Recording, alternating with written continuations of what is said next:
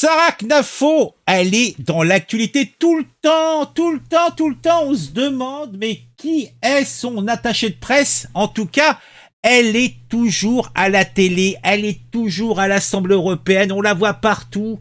Ah, en plus, c'est une bien belle femme, hein. Ah, moi, je lui raconterais bien une petite histoire en un 5 à 7, hein. Mais bon, je suis un vieux pervers, ce n'est presque qu'une enfant. Regardez-la, elle a encore...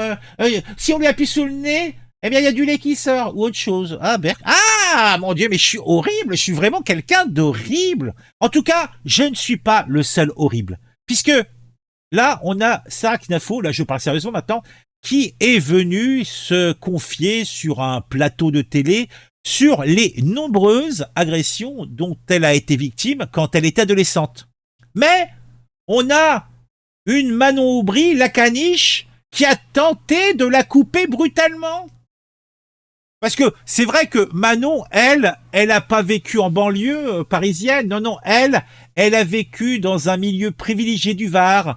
Elle n'a pas connu les agressions. Elle peut avoir des idées de gauche. Elle peut aimer le vivre ensemble puisque elle n'a jamais vécu avec les autres. C'est facile. En tout cas, regardons cette intervention de Sarah Knafo et la vilainie de cette sombre coquinette de Manon Aubry, dit la caniche naine. Écoutons.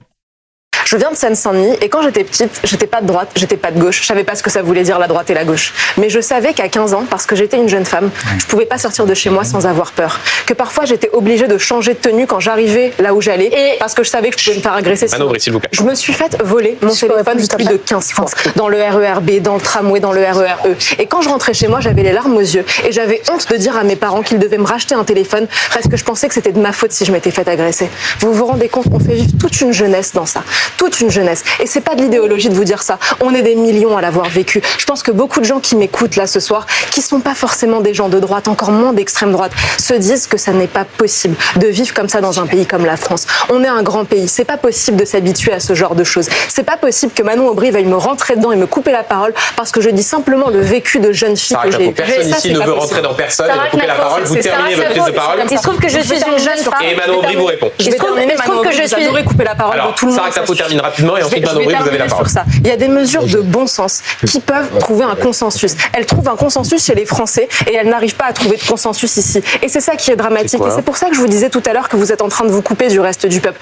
Avoir des frontières, par exemple, c'est quelque chose de banal. Tous les pays ont des frontières. On a eu des frontières pendant des siècles. Il suffirait simplement de s'y remettre. L'Algérie a des frontières, la Tunisie a des frontières, les États-Unis ont des frontières.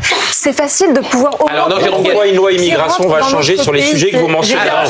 Manon Aubry, puisque vous étiez en train de répondre à Sarah Knafo. Il se trouve, Sarah Knafo, que je suis aussi une jeune femme. Je crois en plus qu'on a à peu près le même âge et qu'on arrive à ce moment des débats politiques. Je vais vous dire comme je le pense et avec tout mon cœur. Ce moment abject pour les droits des femmes. Ce moment où vous instrumentalisez. Oh, j'interromps la dame, mais enfin, elle est toujours... Non mais c'est Acteur Studio, elle est toujours comme ça. Elle nous fait à chaque fois la même chose. Je pourrais vous sortir les interventions de Manon Aubry. Elle est tout le temps à nous sortir toujours le même truc. Et ce qui me rend ouf, c'est que les gens se rendent pas compte qu'elle est dans l'acting tout le temps, cette gonzesse. Non mais c'est une fraude. Cette gonzesse est une fraude, littéralement. Le droit des femmes. Ce moment où vous dites, et par ailleurs vous êtes assez mal placé, sachant que vous êtes dans un parti dont le leader Éric Zemmour est lui-même poursuivi pour violence sexuelle. Adrien Quatennens ne siège plus dans mon groupe et n'est plus élu. La différence entre vous et moi, Madame Knafo, c'est que la question des violences sexistes et sexuelles, nous les prenons au sérieux. Il se trouve que 90% des violences sexistes et sexuelles sont commises, et en particulier pour les violences sexuelles et pour les viols, par les hommes de l'entourage. Allez dire ça à Claire Géronimi, les yeux dans les yeux. Madame Knafo, moi je vais vous dire droit dans les yeux. Qu'est-ce que vous faites d'instrumentaliser la question des droits?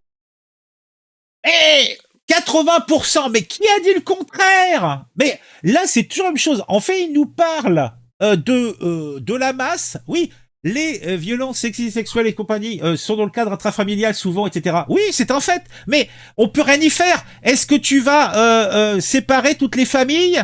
Maintenant, on va mettre dans les internats les filles et les garçons. On va mettre les parents ne vivront pas dans les mêmes maisons, peut-être, le papa et la maman. C'est non. Donc tu peux pas faire grand-chose pour ce qui se passe dans la famille.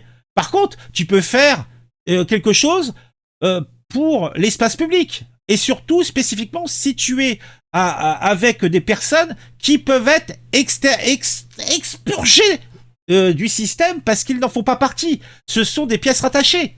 Hein, ils mélangent tout, toujours à chaque fois. Allez, on la laisse finir quand même, la petite Manon, la caniche. Droits des femmes, pour servir toutes vos obsessions racistes et xénophobes. C'est insupportable. Et que la femme que je suis, qui attend par ailleurs des actes d'un gouvernement qui n'a jamais agi sur la question des violences sexistes et sexuelles, que la société qui est complètement bouleversée. Donc là, l'État, ça fait 50 ans qu'on a des campagnes tout le temps contre justement ces violences, mais l'État n'a jamais rien fait. Elle est merveilleuse, hein, mon Dieu. Ah mais c'est l'école du rire, hein. Elle a fait l'école du cirque et elle a dû elle a eu une belle promo, elle. Hein. Le procès de Gisèle Pelicot attend des actes, attend des moyens, attend la définition, le changement de la définition du viol. Donc on aurait pu faire un chapitre sur la question des droits des femmes. Mais vous voyez, ce chapitre, il n'a rien à voir avec les questions d'immigration. Alors cessez d'utiliser, d'instrumentaliser les questions des droits des femmes pour servir vos obsessions racistes et xénophobes. Je voulais le dire parce qu'au bout d'un moment, ça suffit que vous utilisiez les droits des femmes comme de la chair à canon électoral, et je serai toujours sur votre passage pour ne pas laisser faire. Et vous... Ah mais regardez, ils sont tous en train de la regarder consternés, quoi. Ah, c'est merveilleux. Ah non mais sérieux, non mais elle est forte. Ah non mais ils sont forts, hein. Ah, l'Institut de la Boétie les forme bien. Hein. Je dois dire que c'est une école. Je pense que il y avait l'école du cirque à Porte de la Villette. Maintenant il y a l'Institut de la Boétie. C'est un haut level, hein, c'est... Vous voyez pourquoi il faut une gauche. Ah, c'est merveilleux. Bon, alors, on va regarder un petit peu les réactions des gens. Tais-toi la mignonne, hein. Bon, en tout cas, a priori, elle a pris cher étant jeune. Hein, putain, 15 téléphones volés, purée. Ça, il faut parler des walls de téléphone, pas de violence sexiste et sexuelle. Accessoirement, les chiffres officiels sont pour les affaires résolues. Les inconnus ne sont pas répertoriés. Lourde, la gamine. Clément, c'est ma cousine. Clémentine, c'est ma cousine. Alors, Aubry est fidèle au comportement de la gauche aux abois. Ouah!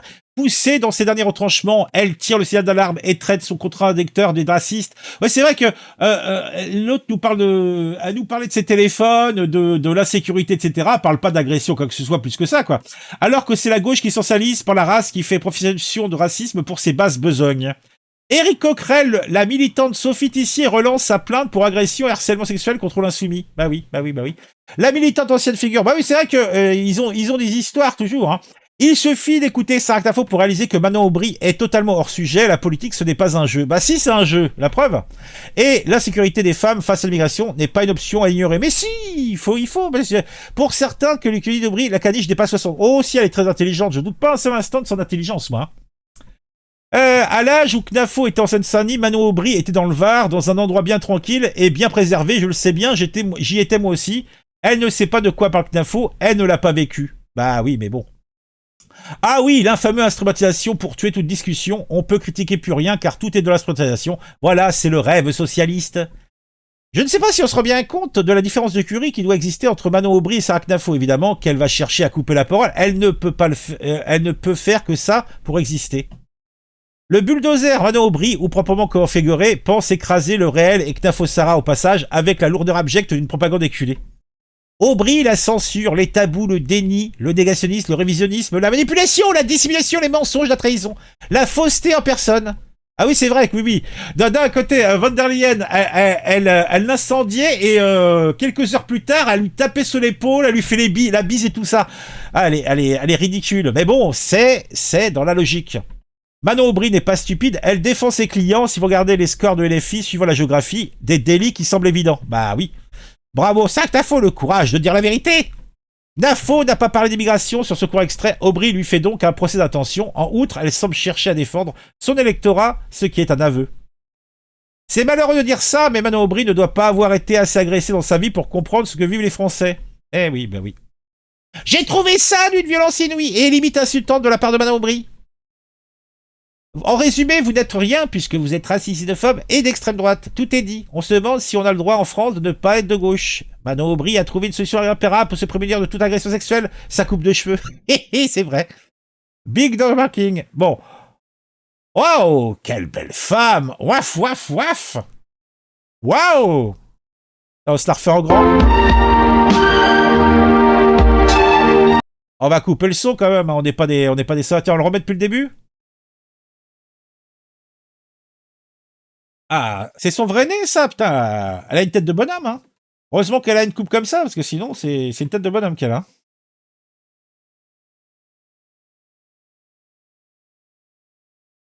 Eh ben, dis donc. C'est bien fait, hein. C'est bien fait, c'est bien fait. Alors, la France insoumise.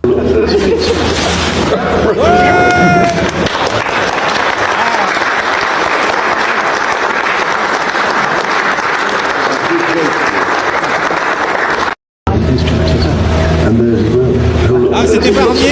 C'était Barnier, ça, non, c'est pas Barnier. Eh ben, dis donc. Ah, ça fait bien plaisir, hein. Bon, je trouvais intéressante cette petite séquence, donc on l'a regardée ensemble. Dites-moi en commentaire, dites-moi sur le chat ce que vous pensez de tout ça. Moi, je suis consterné, atterré, mon petit cœur de Milidette, eh bien, se révulse à l'évocation. Ah, ça fait bien plaisir.